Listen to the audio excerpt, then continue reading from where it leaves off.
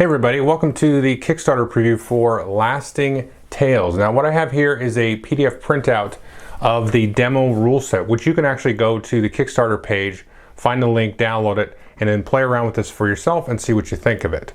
Now what Lasting Tales is a solo to cooperative miniature skirmish game. So you'll be playing 2 to 5 heroes.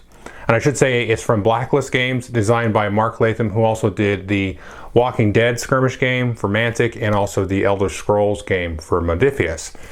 And what you're going to do is take 2 to 5 heroes and play through a number of missions and quests and build up your character, not unlike Dungeons and Dragons or that kind of style of game. You've got different attributes and things like that.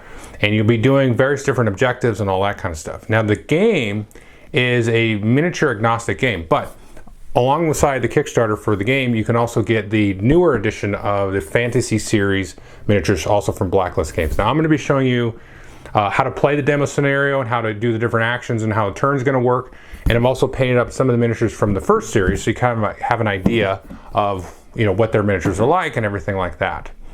So let's dive down to the table. I'll give you a quick how to play of the game and some details about the particular scenario that's in the demo rule set. And then I'll kind of show you some of the miniatures and stuff like that in their line as well.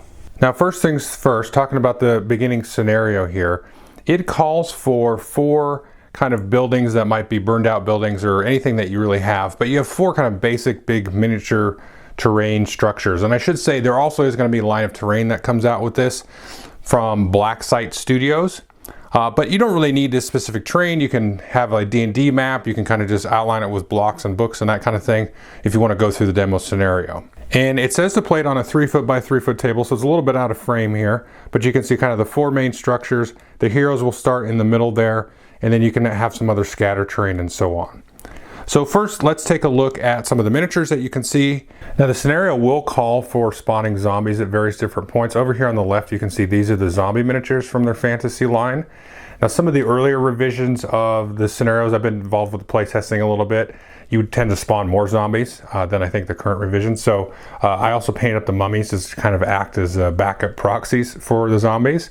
And I enjoyed painting those. These were a pretty quick paint up here. I just kind of made them kind of, dirty and grungy. Now one thing you'll definitely want here is some rats, and these are the rats from their line. And then here also I decided to paint up some of these spiders as well. And these are also from their line.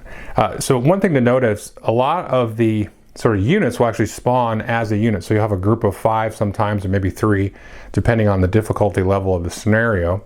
And sometimes you'll have little individual models that you'll have to deal with, usually more powerful villains and so on. But sometimes you'll spawn them as a unit, but then you'll start to treat them as individuals as they kind of move around the map, try to block heroes from getting to objectives or attack heroes. And I also painted up 2 groups of the skeleton warriors. I think the sort of quote-unquote official warriors would be this model over here with kind of these big heads here. But these also came in the line, and I decided to paint these up because I like these as well. So these are just 2 examples of some skeleton warriors that are in this line that you'll want to make use of in the scenario. And the scenario also calls for banshees, and you can see they have a few different little units and sets of models here that have this kind of see-through thing. So I'm always kind of conflicted. I'm like, well, I'd like to paint these, add some more detail, but they're also just kind of nice like this. Any kind of like ghostly wraith type of figure just seems to work really well. So they do have some different units like that in their line as well. And I'm just going to show you some of the characters. Now, there's a couple of characters that I could see be using as the necromancer, because there's kind of an apprentice necromancer in the scenario, but I just grabbed this fella because he kind of looks like Skeletor. So this is my necromancer that I use, and all these miniatures, again, are from their line here. And I'll show you a couple of the heroes. Now, there's a ton of heroes in the line. There's lots of different sculpts. It's not just a whole bunch of like repeated sculpts. There is a ton, like dozens of different little individual characters and heroes. So the line is really good for like D&D or any kind of other game like a Frostgrave or anything like that. So if you're just interested in the different models, then go take a look at those, of course. But let me show you the characters that are actually in the demo rule set here, and I grab my closest approximation of models here. So you've got these 3 fellas here. You got the dwarf fighter. This is kind of a priest or cleric type of character, and then a little rogue guy there. And then you have here an elf wizard there, and she's kind of nice there. And then you also have like a half orc, I think a half orc or orc ranger, which you don't usually see. And then also here, this barbarian gal there. So you got some different variety to choose from with these different 6 characters. And you want to play with either up to 5 characters, or it says for your first game to kind of pick 2 if you're going to solo them. And I actually have played it with 2 characters and 5 characters. And I'll talk more about that kind of idea in my final thoughts, but just so you know. Now, as far as the scenario objective goes, let's just talk a little bit about setup, and then I'll tell you a little bit about kind of the general rules as we kind of maybe play through like kind of a half a turn and that kind of stuff. So the first thing you're going to do is spawn your characters here in the middle of the map. So dead center of the map, just kind of put them around there within about 3 inches or so. I use the 2 short little fellas, the halfling and the dwarf in this case. Now the other thing you're going to do is these buildings that I set up earlier, just use some kind of marker or something here to mark these. And so the thematic objective of this is to kind of go investigate kind of the disturbance in the town. So you're going to come adjacent to these buildings and then do a kind of a test, a roll test to sort of investigate and then see what's going to happen. And your investigation may trigger different events in the scenario and so on. And once you find kind of the disturbance, you're going to end up spawning here the little grave token, which I just used this token because I'm sick of gravestones. So I was like, well, this will be some kind of weird, malevolent growth out of the ground, which will spawn, and the players have to destroy this sort of talisman here. Now, one last thing to kind of keep in mind in terms of the scenario setup is depending on the number of heroes in play, your difficulty will, of course, change. And so depending on the number of characters, you will spawn to start these different units here. So you're definitely going to have a unit of rats, and you're maybe going to have a unit of skeleton warriors. And then in reserve, you might have some of these banshees, but maybe you only have, let's say, 3 banshees based on the number of players. These guys will start in reserve off to the side of the board. And the way that I've been playing it is I have kind of a round marker here, this large die. And so you have kind of 2 concepts with this sort of off-board sort of monster groupings. And what I do is just kind of designate 2 areas. You have the graveyard and then the reserve. So these guys will be in the reserve, but maybe as you kill rats and so on, they will go into the graveyard, and then there's a chance they might pop up here into the reserve, and then from there they may come back onto the board here. So these guys here will start in reserve, again, depending on the number of players and so on.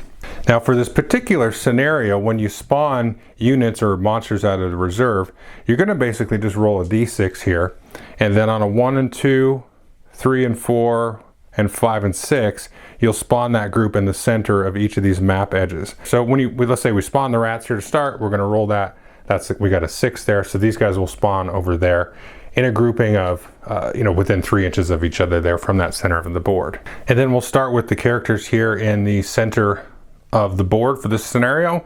Now to start off the game, if there's multiple players at the table, everybody will just roll 2d6. Whoever gets highest will be the start player, and then that start player will kind of like move to the right as rounds go on. But in a solo game, you just pick and activate all of your characters in any order you want. Otherwise, it's alternating activation. So if I was playing one character, I would do this one, maybe Billy would do the other one, and so on. Or if we were controlling multiple characters, maybe we controlled 2 each or something like that, we would take turns alternating activations there. So that would be the hero phase, activating the player characters. And then you'll have an event phase, and that's when the adversaries will activate, events may happen, and then you have kind of a cleanup phase, and you just go round over round, move the initiative token, activate the heroes, activate the enemies and the events, and recover until you meet a win or loss condition. So obviously the meat of the game is the hero activation step. So one thing that I did was actually I broke the rules into 2 sections. This section here is kind of your core rules, it's about 20 pages. And then you have this page here that says adventures, and I just kind of stapled that off to the side because this says mostly, scenario specific stuff or villain abilities and that kind of thing. So it makes it easier to kind of, figure out where you're going to jump for your question if you've got a rules question and so on. So let's kind of dive more directly into kind of the main basic rules, and then I'll show you some different tests and things that you can do, and then talk a little bit about some more scenario specific kind of stuff, and then we'll go back to my talking head here. So what can a character do on their turn? Well, they can do a move, an action, and an attack. And they can do that in any order that they want. Some things they can do will like take up an action or something like that. So if you cast a spell, that takes an action. But again, move, action, attack. So here we have False Stonely, the half-orc ranger, and this is his character sheet here. Now there aren't any rules for creating characters right now for the demo. There will be obviously rules to create your own characters and so on, but these are just kind of a boilerplate starting character level 1. So you have some different stats here. You've got melee, ranged ability, strength, agility, defense, intelligence, and wisdom. Okay, so you're going to be using these in various different tests. A test is usually just you roll 2d6 and then you add your ability to it. So if you're doing a melee attack, so you would have 6 plus 3, so you would get a 9, and that kind of thing, and you're beating a target number. Now usually you'll have a test that's just like a straight standard test. You're always trying to beat a 10. So in this case, we would have just got just under that if we were trying to make some kind of melee test or something. Let's say we're doing a strength test, we're trying to lift a heavy object or something. So we'll roll this here, then we got 5 plus our 4 strength, again that's 9. That wouldn't be a pass. Now you may have an easy test, in that case you just need an 8, or a hard test, in that case you need a 12. So you need to hit either an 8 for easy, 10 for regular, and then 12 for a really hard test. And that's kind of your bread and butter kind of test. Maybe you're interacting with different objects in this scenario and so on.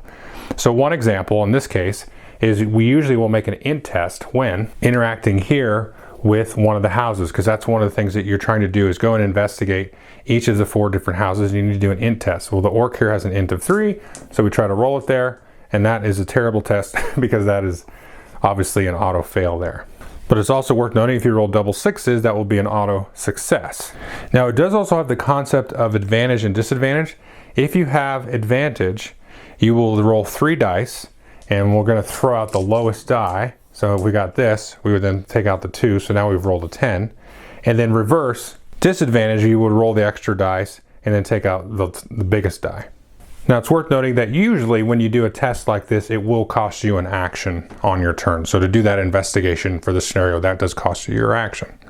Now another thing that you're going to do on your turn, of course, is move. This is the speed, so you can move up to 6 inches. And move is very simple. You just put this to the base like that, and then you would move that up to the edge there. So you move base to base like that.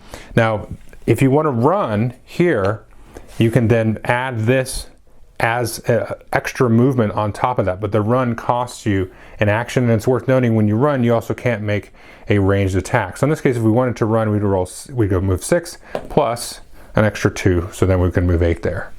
Now also when you're moving through like difficult terrain and so on, you might actually only be able to move this sort of secondary movement ability. You would take that out and just roll that. So there's a couple of different rules for various different terrain types, but you can set your board up how you want with, more or less difficult terrain. Now it is worth noting that you also have here health and fate. Now health obviously is going to be your hit points, and fate is going to be basically some mitigating roll points that you can use for a variety of different things. Now if you failed a test, let's say we failed our investigation test earlier, you can spend a fate point to re-roll that test. Now you can only do that once per die roll. You can only re-roll once. Now the other thing to do with fate here is, in addition to spending it to re-roll, you can also spend it for some abilities. Let's say spend a fate point. But if your character does get knocked down and goes to 0 health there, you'll replace where they are with a marker. At the end of the round in the recovery step, you can spend a fate point to bring them back into play. But again, you'll need a fate point to do that. So you have to be very careful about the number of rerolls and things that you spend, because if you run out of fate, then they won't be able to come back into play and they'll be effectively removed for the rest of that scenario. In addition to moving and taking different actions and doing different tests, you're also going to have combat. So let's show an example of that. And when you have melee combat between the 2 opponents there, you're going to compare their melee value. So let's say in this case, the dwarf fighter has a 4 and the rat has a 2. Well, because the dwarf, it doubles the rat melee value, they only need to make a simple test action. So they only need to hit an 8. Now, if they had equal, or maybe he only had 1 more or 1 less than the rat, he would just need a 10. Now, if the rat had doubled the dwarf melee value, then when the dwarf attacked the rat, they would need a 12. The test would become more difficult. Okay, so if you were double your opponent, then you need an 8. If you're within the ballpark, you need a 10. But if your opponent doubles you, you need a 12. So then you will roll your 2d6, add your melee ability. So let's say in this case he had the 4 and the 2, so he needs an 8. And then the other thing that you're going to do on combat is actually add another d6 that acts as a critical die. So if we roll this here, we're going to take and add the 7 to the 4, so that's 11. That's more than enough. And then we're going to then do the amount of damage equal to whatever the weapon says. So for example, we just had a little one-handed weapon here. The damage there is D6. So we would do D6 damage to the rat. Now the rat will absorb some of that damage. And you can see we have two stats here, resistance and armor bonus. So the resistance is going to reduce the damage by that amount. So let's say we roll D6, let's see what we get. So we had 4 damage, we're going to reduce that by 1, so we're down to 3. And then for each point of armor, you're going to roll a die. And on a 5 or 6, we're going to get another point of resistance or reduced by 1. So we roll that, that doesn't do anything. But if we had rolled a 5, let's say, we'd then again reduce that by 1 more. So we'd end up doing 2 damage to the rat in that case. Let's say we had rolled like this. So the critical die, let's say we had succeeded. If we get a 6 on the critical die when we attack, we will then add another D6 to whatever damage we do. However, if you fail the attack and you roll a 1 on that, so let's say we got super low here, like that, and if you fail and you roll a 1 on the critical die, that's a fumble. So what fumbled means is that character's activation completely ends. Their turn is just over. But whenever this happens, you're going to then get the focused condition. So what that means is that character on their next test of anything is going to be able to do that test with advantage. So on character turns, they will be attacking the monsters, and then when we get to the event phase, the activation phase for the adversaries, they will then take actions to attack you, and I'll get to that in a second. Now range attack works slightly similar. So if we're back here to our half-orc friend, you can see he's equipped with a bow, does D6 damage, and has a short and long range. So what that means is anything up to the short range is going to be just kind of a regular test. Anything in between here, 8 and 18. So as long as you are fully out of short range and still within long range, it's going to be a harder test. Anything above and beyond long range you won't be able to do. So then you're going to make your test and roll against your ranged value. So let's just, for argument's sake, say this guy's well within range, and so he's going to make a range value. He needs a 10. Again, he's going to roll the critical die alongside of it, and then he can spend any fate to re-roll that, and the same kind of rule applies there. And you do the damage of the weapon. In this case, the bow is also a D6 damage. Now in this case though, you may have like cover or something, so let's say the zombie here is kind of like behind that obstacle.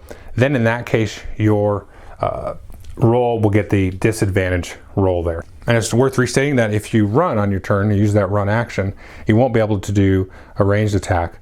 But you can also, for an action as the ranger, take the aimed shot action. And what that does is that'll actually give you advantage on your shot. But that will use up again your action on the turn. Now let's just take a quick glance at spell casting. Here is the elf wizard Elysia, and she has the ability to cast spells, which are on the other side of this page here. So let's take a look at some spells that we can maybe do. Now she has a couple of spells that are cantrips, basically 0 power, 0 cost spells. And there's a couple of things to keep in mind. Now she has 3 power available to her. Okay, so she can spend that. These cost 0, so she can cast those all day long for an action. Again, casting a spell takes an action. Now this one costs 1+, because you can actually boost it by spending extra power to do more damage. Now the other thing to keep in mind here, if we take a look at this here, is the level. So she has a level 1 and she has an intelligence of 4. So any spells that are lower level than the caster are going to be easy, right? You only need an 8. Any that are the same, you just need a 10. Anything that are higher level than you actually will need a 12. So again, you're going to spend the power, cast the spell, adding your int to the 2d6, and again adding the critical die as well, because you might actually get some extra damage out of it. And then you roll it like so. And again, if you have the same thing where you fail and you roll a 1 here, then you're going to kind of fumble the spell. But if you get a critical in this case, you don't actually get the extra damage. You actually will kind of regenerate a power point, so you will keep your power level up higher. And in this case, instead of losing your turn, so to speak, if you have a critical failure like that, a random event will happen in that case. So that's kind of the gist of how the different characters work and the actions that you'll do. Again, a move, attack, action. Some things will take up your action, like casting spells or doing other things. We'll say you can use an action to maybe get a second attack or something like that. Now let's talk about some of the scenario specific stuff here. Here you can see towards the back of the rule book, there's kind of the rules and the different abilities for the different adversaries. Now what they'll typically do is have a certain type. So you've got adversary, minions, monster, small, adversary here. And so it could be a melee adversary or a ranged adversary, and it'll activate accordingly. So the melee adversaries will try to get into melee combat, so they'll move towards the closest hero that they can see, or if it's already, you know, within melee range, they'll do an attack. Whereas a ranged adversary will be try to just get into range where they can make the ranged attack and then go from there. And it's the same kind of activation that we just saw with the characters, where you roll and compare the melee abilities of the two characters, or in case of range, you'll look at the range of the weapon and so on to determine if it's an easy, basic, or hard test. And so the way that the adversary phase or the event phase works is the first thing that you do is you roll a d6. If you get a 1, then you're going to activate a random event for that scenario, which you'll then look up on a table, roll, and see what happens. Sometimes the scenario will tell you, hey, the first time that you do that, actually spawn the necromancer, or there might be other specific things to that scenario. After you roll to see if there's an event, you'll activate the different adversaries, and you'll do as I said. So the melee guys will already be in combat, they'll fight. These guys will move and then fight if they're able to get close enough. Ranged adversaries will do their ranged attacks and so on. After activating all the enemies, you might respawn some other enemies. So actually for this particular scenario, you don't do this step in the first round, but every round after that you will do that. And then you will roll to see if anybody in the reserves spawns onto the board, and then anybody that's in the graveyard that you just killed moves into the reserves. And you simply just roll a d6 for each model that's in there, and you're going to look at their spawn value. So for example, here's the spawn value of the zombies is a 5+. So if they're in reserve, then they'll spawn and come back onto the table. And again, you'll determine that randomly based on the scenario setup, which I talked about at the beginning. And if they're in the graveyard, like they've recently been killed, they'll move from the graveyard into the reserve, and then next turn they'll have a chance to come onto the board. Now after that, you'd have a quick recovery phase. Again, fallen heroes can recover. You'll spend a fate point if you've got it. Any end of round effects, regenerate power. Basically every caster gets 1 power back, and then you can check the victory conditions and so on. Now there are some specific victory conditions and loss conditions for this scenario. And like I said at the beginning, the main objective is to go and try to do investigations here, and you're going to be rolling an intelligence chest there.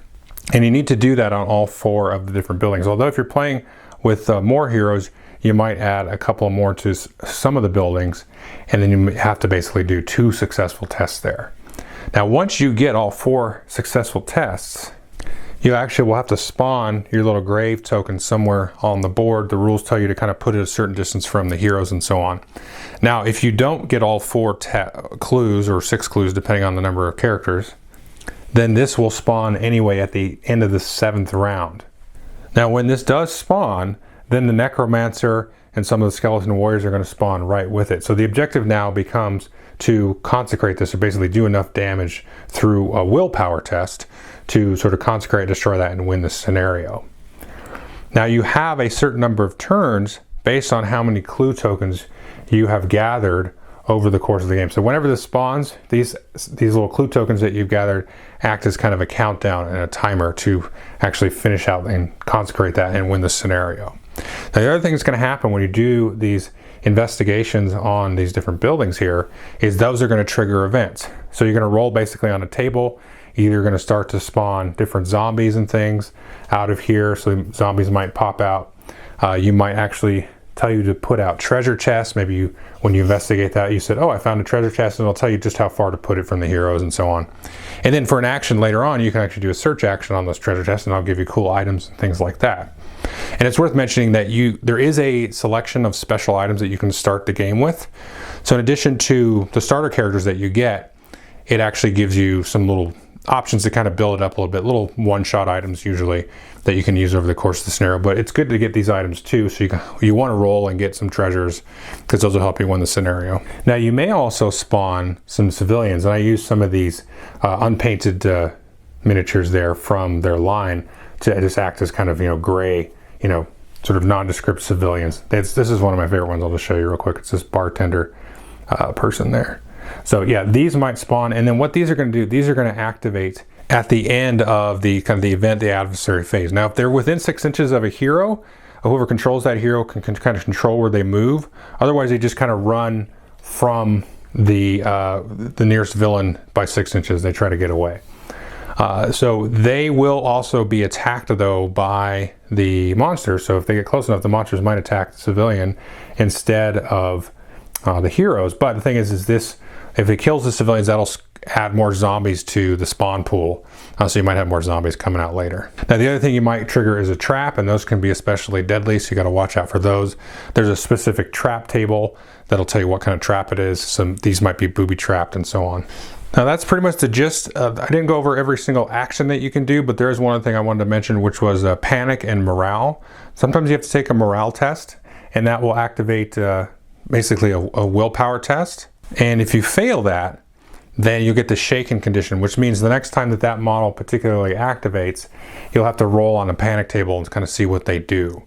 And then basically have to take a willpower test at the start of each of their activations to see if they pass, and then they'll remove that condition and be able to act normally.